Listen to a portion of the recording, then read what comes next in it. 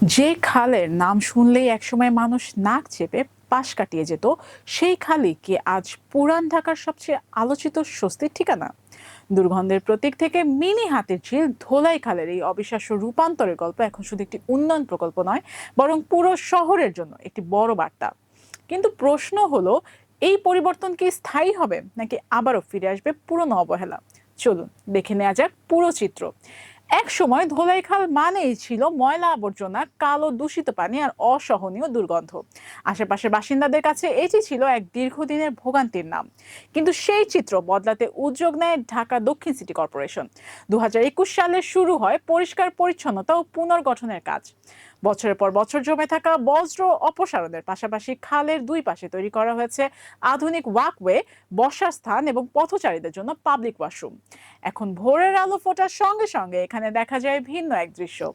শিশু থেকে প্রবীণ বিভিন্ন বয়সের মানুষ হাঁটতে আসছেন। কেউ পরিবার নিয়ে সময় কাটাচ্ছেন, আবার কেউ ব্যস্ত নগর জীবনের ক্লান্তি দূর করতে খুঁজে নিচ্ছেন কিছুটা নির্মল বাতাস। বিকেলের দিকে জলাশয়ের চারপাশে বাড়ে মানুষের ভিড়। তখন তরুণ বন্ধু বান্ধব নিয়ে আড্ডা দেন, আবার কেউ কেউ পানিতে সাঁতারও কাটেন। স্থানীয়দের ভাষায়, আগে এই এলাকায় দুর্গন্ধের কারণে জানালা খুলে রাখা যেত না, মশার উপদ্রব ছিল অসহনীয়। এখন পরিবেশের পরিবর্তনে তারা স্বস্তি অনুভব করছেন। অনেকেই বলছেন, পুরান ঢাকার মতো ঘনবসতিপূর্ণ এলাকায় এমন একটি উন্মুক্ত জলাশয় সত্যিই বিরল সম্পদ। তবে শুধু প্রশংসাতেই থেমে নেই মানুষের প্রত্যাশা।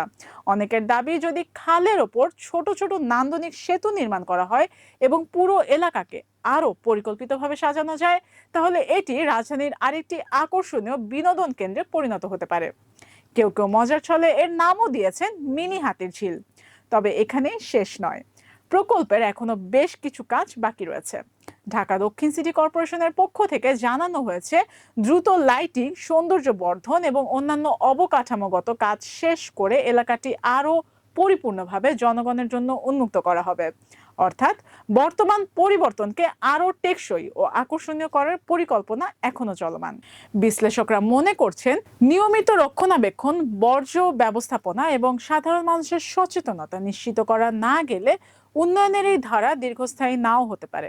সব মিলিয়ে ধোলাইখালের গল্প এখন শুধু একটি খাল পরিষ্কারের গল্প নয়, এটি দেখিয়ে দিচ্ছে পরিকল্পিত উদ্যোগ, প্রশাসনিক তদারকি এবং নাগরিক সচেতনতা একসঙ্গে কাজ করলে বছরের পর বছর অবহেলায় পড়ে থাকা একটি স্থানও আবার নতুন জীবন ফিরে পেতে পারে। দুর্গন্ধ থেকে নির্মল বাতাস, অবহেলা থেকে আকর্ষণ, ধোলাই খালের এই পরিবর্তন এখন পুরান ঢাকার জন্য এক নতুন অধ্যায়। এখন দেখার বিষয়, এই পরিবর্তনকে কতটা দীর্ঘস্থায়ী করা যায় এবং এটি ভবিষ্যতে রাজধানীর অন্য জলাশয় পুনরুদ্ধারের জন্য আদর্শ হয়ে উঠতে পারে কিনা। আফরিন প্রিয়া, টাইমস 24।